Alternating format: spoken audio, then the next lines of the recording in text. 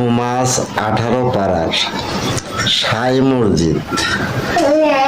এই মসজিদটাও অনেক পুরোনো মসজিদ। এই মসজিদের দিঘি লিজ থোয়া কেন্দ্র করে মানববন্ধন।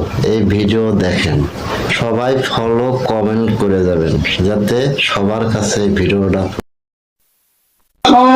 বিভিন্ন সংগঠনের ছেলেপেলে এখানে উপস্থিত আছে, তাদের সাথে আলোচনা করে আমাদের দাবি যদি না মানা হয়, আমরা আগামীকাল সমাজ বাজারের সবুজ চত্বরে বিশাল একটি প্রতিবাদ এবং বিক্ষোভ সমাবেশ আমরা পুনরায় আবার ডাক দেবো। প্রিয় উপস্থিতি, আমি ব্যক্তিগতভাবে এই গ্রামের সন্তান। আপনারা দেখেছেন বিগত দিনে এই প্রতিষ্ঠানে লক্ষ লক্ষ টাকা নাই হয়েছে। 70 পর দাঁড়ালে প্রশাসক ইয়নো মহোদয় বর্তমান দিনে অত্যন্ত ভালো মানুষ। এই বিশৃঙ্খলার দুর্নীতির কারণে উনি এখানে আসে না। আমার আজকে সাংবাদিক কাছে বিনীত অনুরোধ, আমার নির্বাহী কর্মকর্তা যেন আমাদের এই সমস্যাটা সমাধান করে যায়। 100 চলে যায় আর 100 কাছে ফাইল গেছে। এর আগে হান্নান এই প্রতিষ্ঠানের যারা সেক্রেটারি হয় তাদের সাথে লুটপাট করে এই প্রতিষ্ঠানটা খাইছে। এখন আর 100 আইছে, ওই ফাইল আর এক জায়গায়।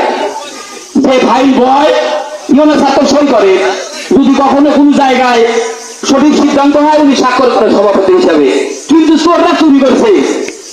অর্থাৎ রশিদ ভাই বিগত দিনে এই আসার পর থেকে এই প্রতিষ্ঠানে অনিয়ম হয়েছে।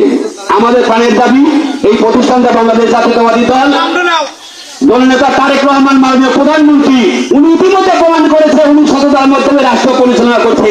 বিগত জালসা হয়েছে, আপনারা জানেন এই প্রতিষ্ঠানে জালসা যখন হয় ভিআইপি মানুষজনকে আমন্ত্রণ করা হয়। আর যাকে সাবেক প্রধানমন্ত্রী বেগম খালেদা জিয়া মনোনয়ন দিয়ে পাবনা 3-এ পাঠায়, পোস্টারে তার নাম থাকে না। আরে বাবা, মগের মূল্য পাইছেরা। আমার গ্রামের কৃতি সন্তান সাবেক সংসদ সদস্য মরহুম অধ্যক্ষ মোজাম্মেল হক সমাধি সাহেবের সুযোগ্য পুত্র মমিন মোজাম্মেল হক সমাধি, পুরো তাদের নাম আমরা প্রতি বছরই রাখি। দল যেটাই আসুক সেটা বড় কথা না, এটা তো মসজিদ রে ভাই। এখানে পৌঁছতে রাখার দায়িত্ব আমার আপনার সকলে, তার নামও থাকে না। তাহলে আমরা কত কষ্ট আছি।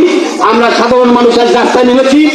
আমাদের পরিষ্কার দাবি 24 ঘন্টার মধ্যে নির্বাহী কর্মকর্তা যদি কালকে যারা বাতিল না করে, অবশ্যই আমরা আগামীকাল সমাজ বাজারে 18 গ্রামের 8,500 ভোটার সহ সকলকে নিয়ে সবুজ চত্বরে আমরা একটি বিক্ষোভ সমাবেশ করবো।